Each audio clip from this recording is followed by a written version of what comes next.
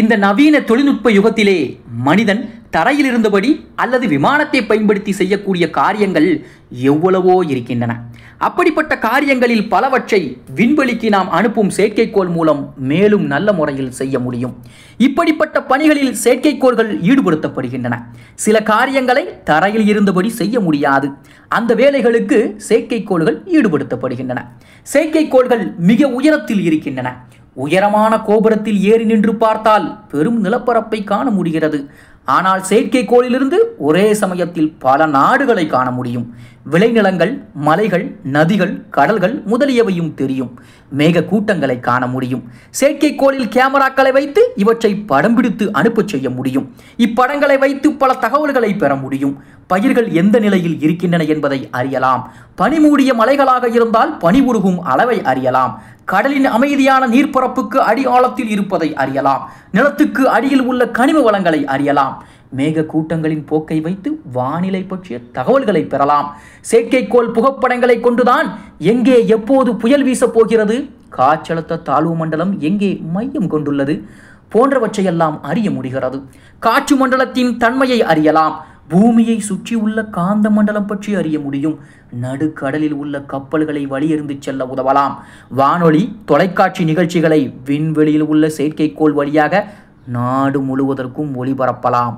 அதை போல விண்வெளியில் செடி வளர்ப்பது, உலோகங்களை உருவாக்கி பார்ப்பது, தீயை பற்ற வைத்து பார்ப்பது போன்ற சோதனைகளை செய்து பார்க்க செயற்கைக்கோள்கள் உதவுகின்றன. செயற்கைக்கோள் பூமியை கீழ் நோக்கி பார்த்தபடி பூமியில் உள்ளதைத்தான் ஆராய வேண்டும் என்பதில்லை. பிற கோள்களை, சூரியனை, இன்னும் பல நட்சத்திரங்களை கவனித்து நமக்கு தேவையான தகவல்களை செயற்கைக்கோளால் அளிக்க முடியும். அதை போல GPS, குளோபல் பொசிஷனிங் சேட்டிலைட் வழியாக ஒருவர் இருக்கும் இடத்தை துல்லியமாக அறிய முடியும். அதை போல டிஜிட்டல் வரைபடங்களின் உதவியோடு பைக், கார், பஸ் போன்றவற்றிற்கு தெருவிலே வழிகாட்டக்கூடிய கருவியும் தற்பொழுது வந்துவிட்டது. வானில் உள்ள ஒரு செயற்கைக்கோளுடன் தொடர்பு கொண்டு நாம் போக வேண்டிய இடத்துக்கான வழியை துல்லியமாகவும் அது காட்டுகிறது.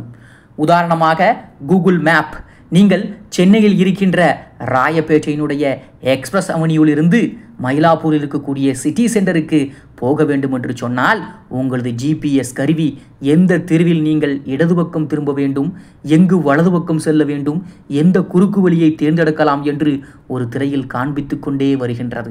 இப்படி பல்வேறு வகைகளிலே செயற்கைக்கோள்கள் நமக்கு உதவுகின்றன. அதை போல இராணுவ மற்றும் பாதுகாப்பு காரியங்களுக்கும் செயற்கைக்கோள் பெரிதும் துணை நிற்கிறது. எதிரி நாட்டு ரகசியங்களை உளவு பார்க்க பெரிதும் உதவுகிறது. செயற்கைக்கோள் தரும் கேமரா படங்களை கொண்டு எங்கெல்லாம் எதிரி நாட்டின் படைத்தளவாடங்கள் இருக்கின்றன என்பதை தெரிந்து கொள்ள முடிகிறது. அதை கொண்டு போர் திட்டத்தை தயார் செய்ய முடியும். செயற்கைக்கோள்கள் ஏவுகணைகள் சரியான இடத்துக்கு சென்று சேரவும் வழிகாட்டுகின்றன. எதிரி நாட்டு ஏவுகணைகள் வருவதை கண்டுபிடித்து இந்த வினாடியில் அந்த ஏவுகணை எங்கிருக்கிறது என்பதை நமக்கு சொல்கின்றன. குறிப்பிட்ட செயற்கைக்கோள் ஒரே ஒரு குறிப்பிட்ட பணியில் மட்டும் ஈடுபட்டதாக இருக்கலாம், அல்லது ஒரே செயற்கைக்கோள் ஒன்றுக்கும் மேற்பட்ட பல காரியங்களை செய்வதாகவும் இருக்கலாம். செயற்கைக்கோளை பறக்க விடுவது வெறுமனே ஒரு நாட்டின் பெருமையை உயர்த்துகின்ற காரியம் மட்டுமல்ல, செயற்கைக்கோள்கள் நேரடியாகவோ மறைமுகமாகவோ மனித வாழ்க்கையை வளப்படுத்தி வருகின்றன.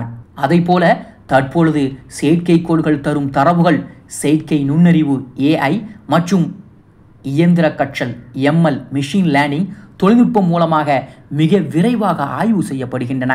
இதன் மூலம் மழை பெய்யும் வாய்ப்பு, வெப்பம், காற்றழுத்தம் போன்ற விவரங்கள் நொடியிலேயே நம்மிடம் வந்தடைகின்றன. இன்று சேட்டிலைட்டின் பயன்பாடு மிக விரிவடைந்து விட்டது. இன்று ஒரு விவசாயி கூட தனது மொபைல் மூலம் செயற்கைக்கோளின் தரவுகளை வைத்து எப்போது விளைச்சலை துவங்க வேண்டும் என தீர்மானிக்க முடிகிறது. இதனை ஸ்மார்ட் அக்ரிகல்ச்சரல் என்று அழைக்கின்றனர்.